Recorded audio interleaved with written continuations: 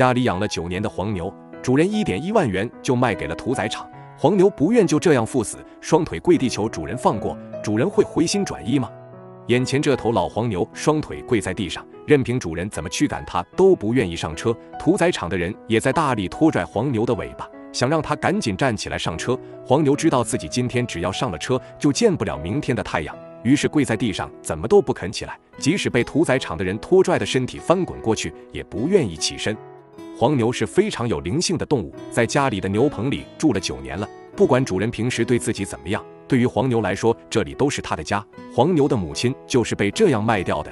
9年前，家里的母牛生下了这头小黄牛，在黄牛妈妈的悉心照顾下，这只小黄牛顺利长大，和母亲一样为主人一家卖命。然而母牛老了不中用了，就被主人拉上了车。母牛一开始也不愿意，换来的是主人的一顿暴打。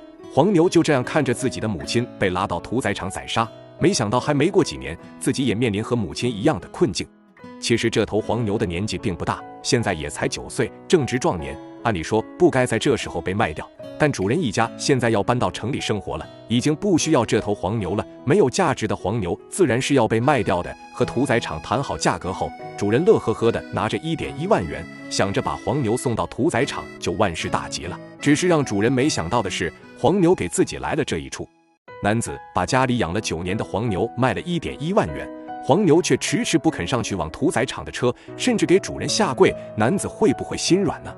要是一般的主人看到这一幕，或许也就心软了，但这男主人明显不一般，在收了钱之后就巴不得赶紧将黄牛送走。将他从家里拖拽出来的时候就费了好大力气，黄牛的脚下像是沾了胶水一样，迟迟不肯往前走。好不容易将他拉到了3轮车跟前，黄牛却扑通一下跪在地上，任凭主人怎么驱赶，他都不肯再起身往前走一步。牛贩子拽着黄牛的尾巴，黄牛感到一阵吃痛，却躺在地上不肯起来。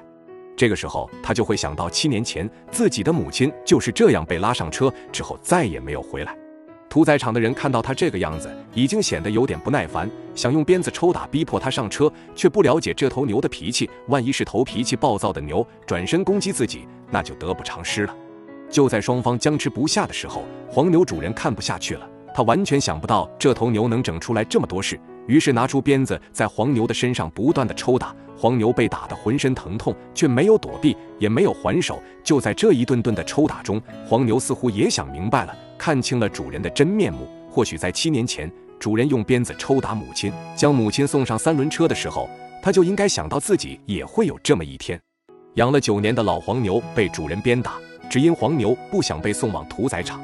黄牛在得知自己即将被送往屠宰场的时候，就向主人下跪求情。铁石心肠的主人不为所动，直接掏出鞭子抽打黄牛，打到对方屈服。黄牛果然放弃反抗了，他已经看清现实，主人就是铁了心的要把他送走，不管他如何求情都是没用的。黄牛突然站起身子，不再反抗。主人看他终于消停了，不知道哪里来的力气，直接将这黄牛抬上了车。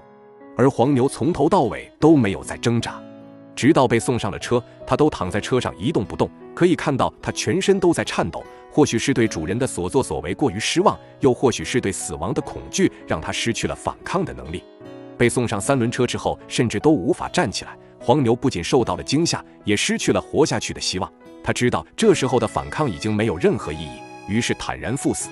主人对这一切没有任何感触，从收到1.1万元开始，他就想着快点把黄牛送出去。对于主人来说，黄牛只是帮家里干活的牲畜，需要的时候喂口饭吃，不需要的时候随时都能卖掉。而对于黄牛来说，这里是他生活了9年的家，而主人则是他的家人，被主人亲自送往屠宰场，这是他无法接受的。